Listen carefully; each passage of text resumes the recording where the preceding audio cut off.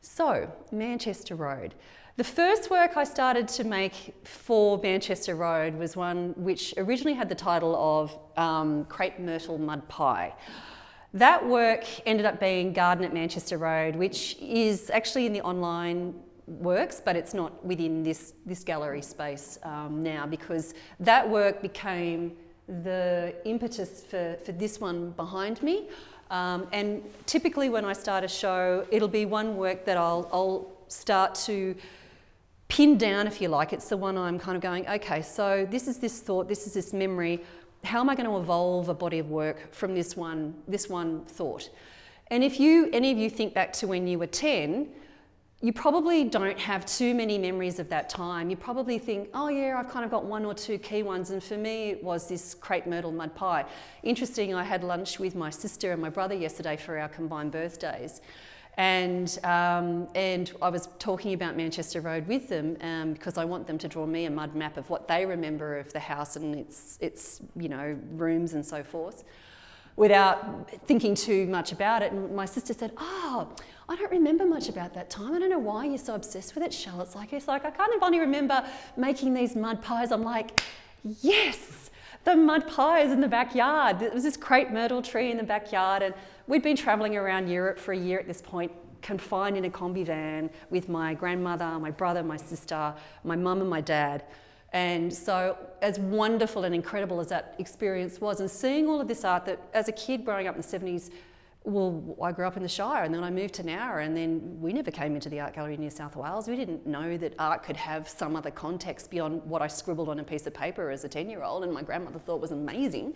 So coming back into this space, we all of a sudden had this big backyard. We had room to move and stretch. And it was a new world in a different way. It was exciting to be back in a place that I could discover that was my own, and it was not moving from day to day. It was this place.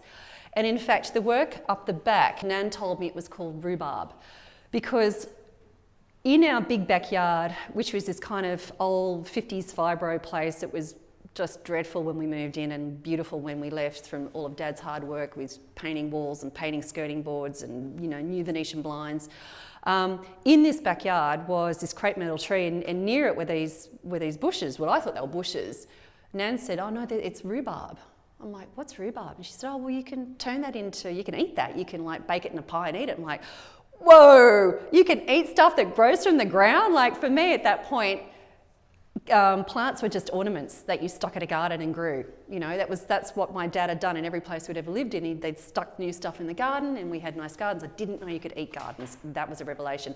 I thought my eating begonia leaves as a little kid, which is in one of these works here, I thought that was me being like super radical, like eating begonia leaves. I don't know if anyone's ever eaten begonia petals. Like maybe I'm just strange. One or two people have kind of gone, yeah, I've actually done that. So I don't feel like I'm quite so weird as I thought I was.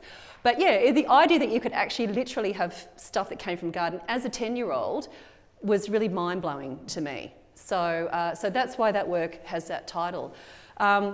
The works in the middle of the table, in the middle of the room here, which is this is how the garden grows. This was actually going to be a much more ambitious project when I started this, and next year when I have my PhD examination exhibition, I'm hoping to evolve this into a much bigger work. But one of the things in the 70s that my dad was particularly proud of was his rockeries. Dad was really good at making a rockery. And so in my head for this show, I was going to have a floor-to-ceiling rockery with plants coming out of it as this kind of big thing, and another smaller one as a kind of squished version of it. But when I started working with the ceramicists, lovely Dr. Kate Dunn, and also David, the TA at UNSW Galleries, I realised that there's a reason that people study ceramics for years and years to get good at it. You don't just take it on as an idea for an exhibition you're having and you've got a 6-month deadline. It's like, no. So now I have a year for that. Keep posted, because hopefully that will be in that PhD examination exhibition, but this is my little, if you like, prototype working through that.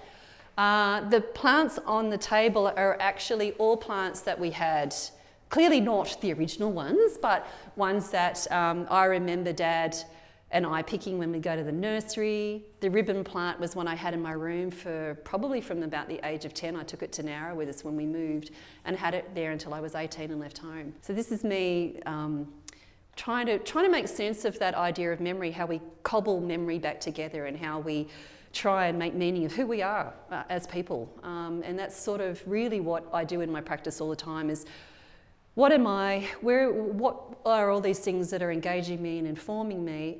But more importantly still is the conversations that I then have with people about my work when they go, oh, I remember when I was 10 and I did, or wow, that work really reminds me of or talks to me of. So in this show I've tried to do that. I've tried to pull on the colours, the stripy t-shirt. This here behind me, the title of this work is actually from an album that I loved and that my parents played a lot.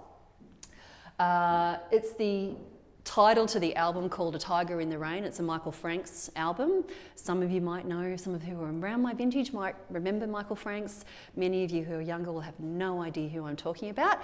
The little bird work right up the other end of the gallery, that one is called In Michael Franks' Garden. But I did play Michael Franks' album a little bit while I was making these works. A lot of the songs do deal with gardens, deal with sex, but again, like with my works, in ways that are implied rather than explicit.